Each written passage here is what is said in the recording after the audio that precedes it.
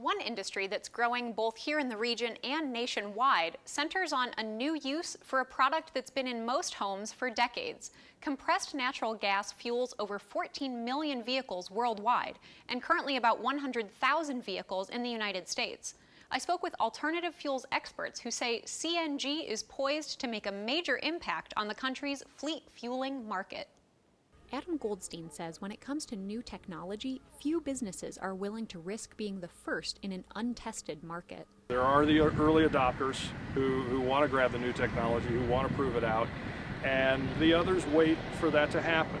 Goldstein is the managing partner of Stog USA, an outfitter of aftermarket CNG systems for light-duty vehicles. CNG is compressed natural gas, an alternative fuel that is growing rapidly here in the crossroads of America.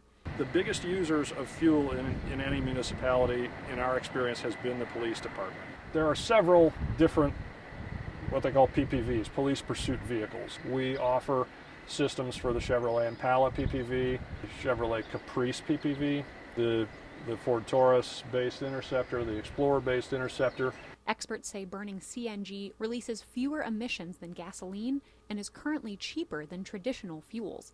That has municipal fleets like the South Bend Public Transportation Company, or Transpo, ready to make the switch. We have 16 heavy-duty transit coaches on order that will be in the South Bend area by the end of 2014 with a CNG station that we plan on starting in operation in January of 2015. We did a great job in hedging our fuel for 2014, paying an average price of $3.05 a gallon, but when we can take our fuel cost down to about $1 a gallon, it's kind of a no-brainer. Cities and towns aren't the only ones discovering the return on investment of alternative fuels.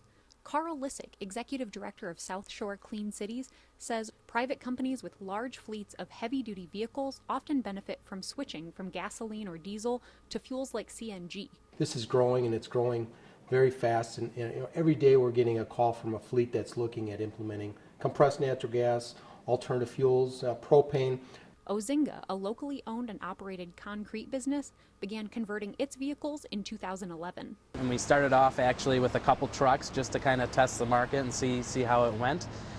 From there, we've really grown to see the powerful potential that natural gas has. Fast forward to today, we're up over 100 and have plans to convert our entire fleet over to CNG.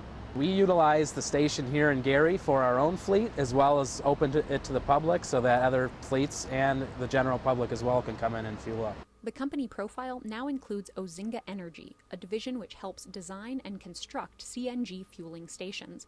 Proponents of alternative fuels, like Brian Houston of Clean Energy, say developing the infrastructure to support the technology is key to future growth. I don't think you'll ever see CNG or LNG stations on every corner like you do a gasoline or a diesel stations, but I think it's going to be a lot more mainstream. Building up the public infrastructure is huge.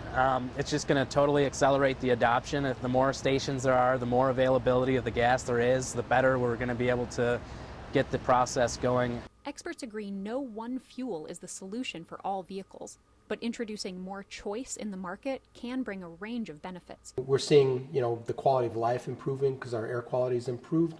We're seeing the cost of, operating here in northern Indiana going down. It provides jobs, it cleans up our air, and it's just a better way of doing things. And natural gas is an American fuel, so it's a good thing for America.